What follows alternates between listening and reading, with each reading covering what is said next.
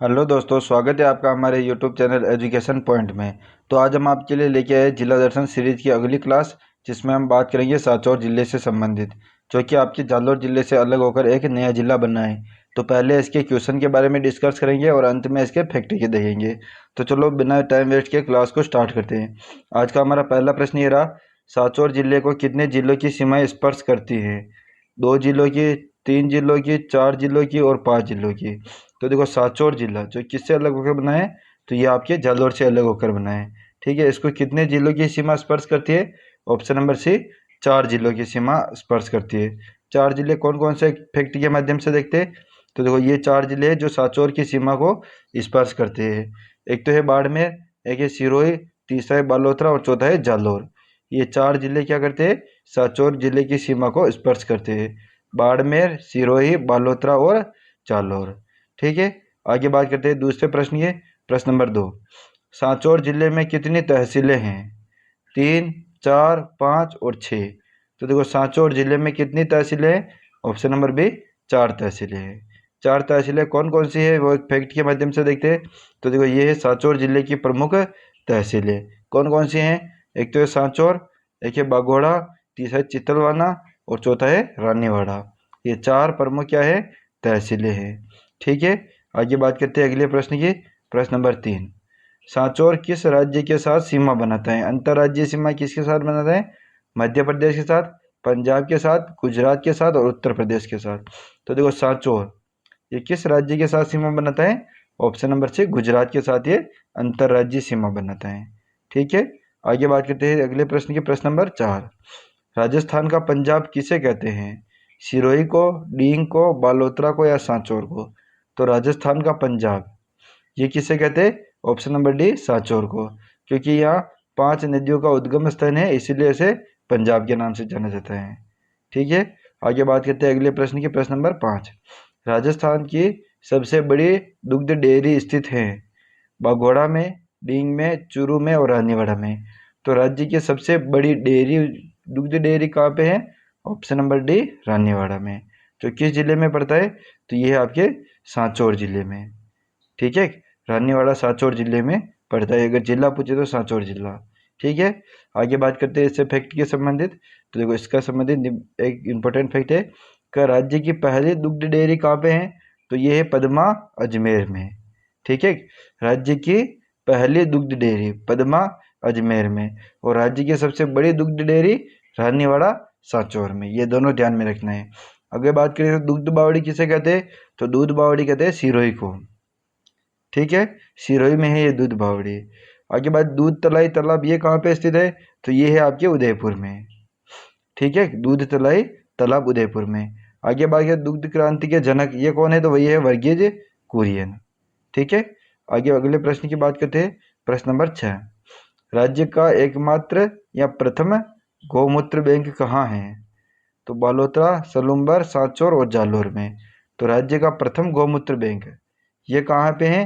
तो ये है आपके ऑप्शन नंबर सी, सांचौर में। ठीक है, आगे बात करते हैं अगले प्रश्न के।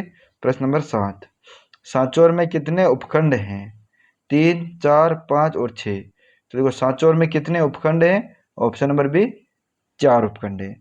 तो देखो, सांचौर जिले से संबंधित एक इंपॉर्टेंट बात याद रखना है कि ये 4 राज्यों के 4 जिलों के साथ अंतर इस सीमा स्पर्श करता है। ठीक है, इसमें कुल 4 तहसीलें हैं और इसमें 4 उपखंड हैं। ये तीनों बातें ध्यान रखना है।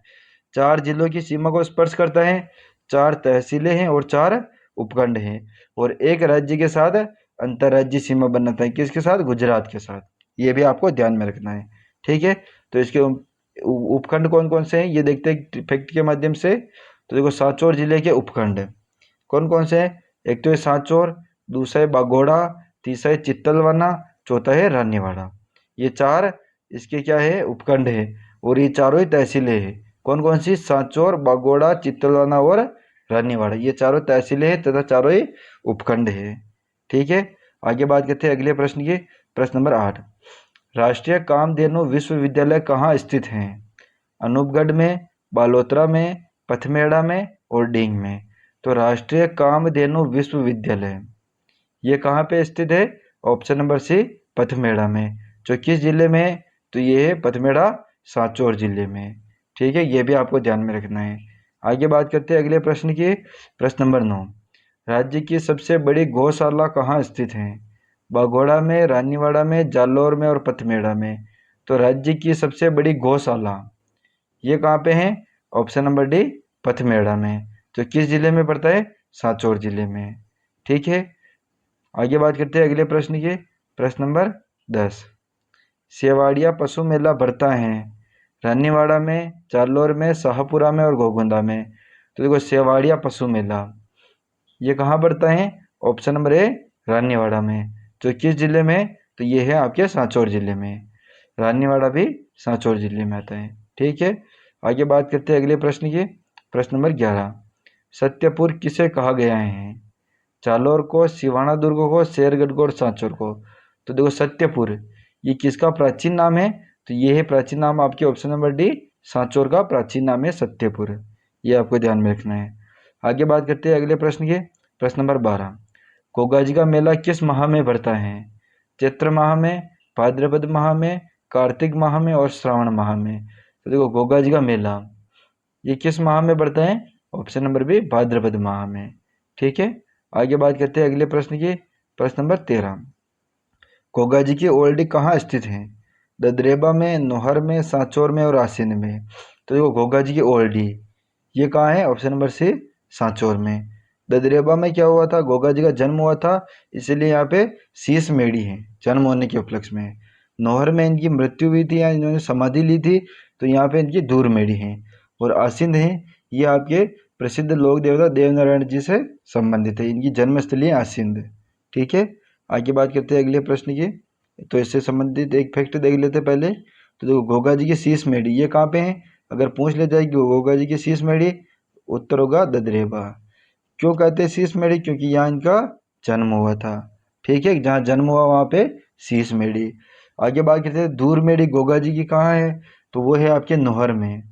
क्यों है? क्योंकि यहाँ पर इन्होंने समाधि ली थी, इसीलिए इसे धूर मेढ़ी कहते। और किसे कहते? नोहर को कहते। ठीक है, गोगा जी की ओल्डी कहाँ है? तो गोगा जी की ओल्डी आपके सांचौर में। ये तीनों ध्यान में रखना है कि गोगा जी की शीश मेढ़ी ददरेबा में, धूर मेढ़ी नोहर में और गोगा जी की ओल्डी सांचौर में। ठीक है, आगे बात करते हैं अगले प्रश्न की। प्रश्न नंबर 14, सांचौर का कश्मीर कहा जाता है? डींग को, आसोतरा को, जालौर को या सिवाना को। तो देखो, सांचौर का कश्मीर ये किसे कहते हैं? ऑप्शन नंबर डी, सिवाना को। ठीक है, आगे बात करते हैं अगले प्रश्न की। प्रश्न नंबर 15, किस नदी का प्रवाह क्षेत्र सांचौर में नेहड़ कहलाता है? बेड़स नदी का, माही नदी का, लूनी नदी का और चंबल नदी का।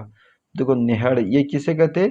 तो ये सांचौर में जो लूनी नदी है उसके प्रवाह क्षेत्र को नेहड़ कहते हैं।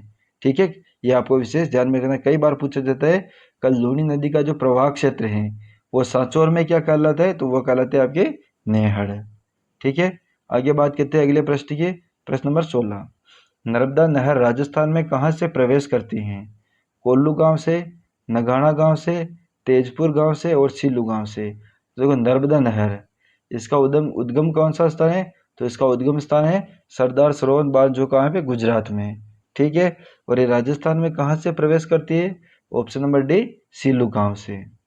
ठीक है, आगे देखते हैं इसका फैक्ट। तो इसका फैक्ट ये रहा आपके सामने, नर्मदा नदी या नर्मदा नहर परियोजना से संबंधित इंपॉर्टेंट फैक्ट।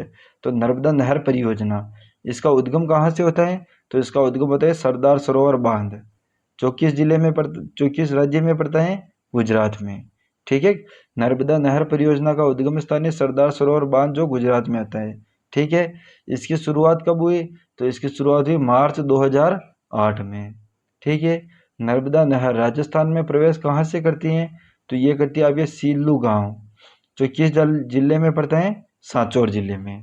ठीक है, सीलू गांव सांचौर से ये राजस्थान में प्रवेश करती है। सर्वाधिक लाभान्वित जिले कौन कौन से हैं राजस्थान के? तो राजस्थान का जो बाड़मेर जिला है इसका गुड्डामलानी क्षेत्र है, तथा सांचौर जिले का सांचौर क्षेत्र है।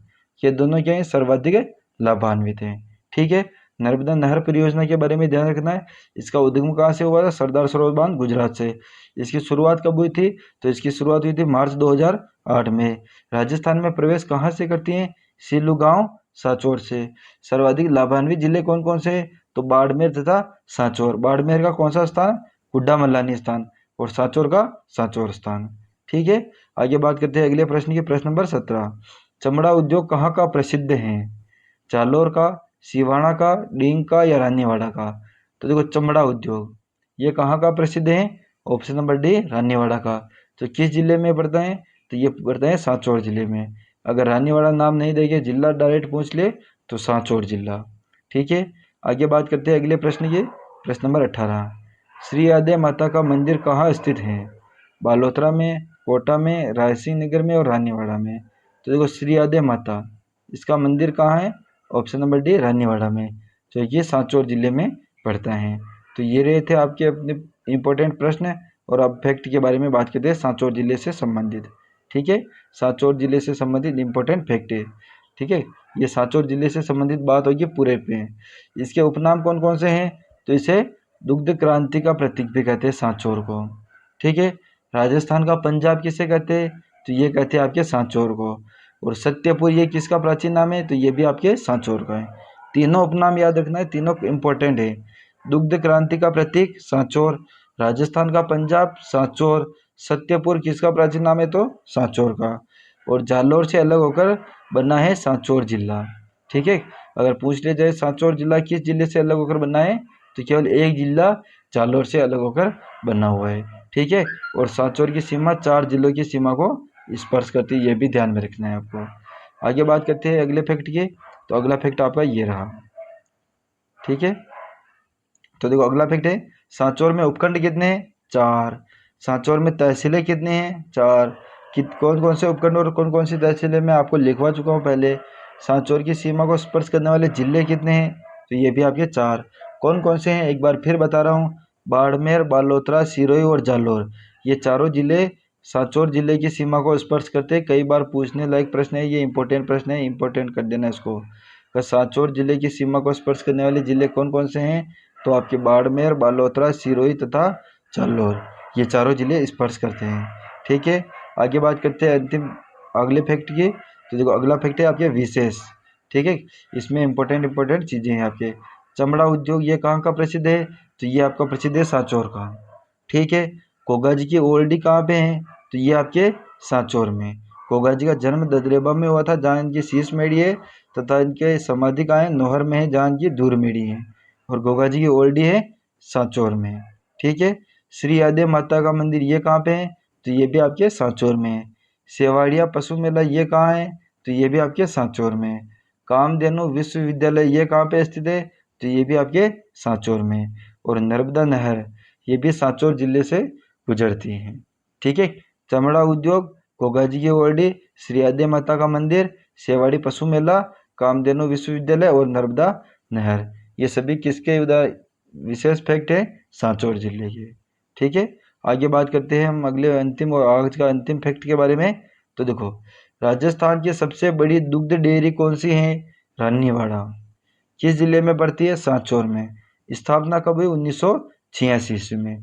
ध्यान में रखना, राजस्थान की सबसे बड़ी दुग्ध डेयरी रानीवाड़ा है, जिसकी स्थापना 1986 में हुई थी।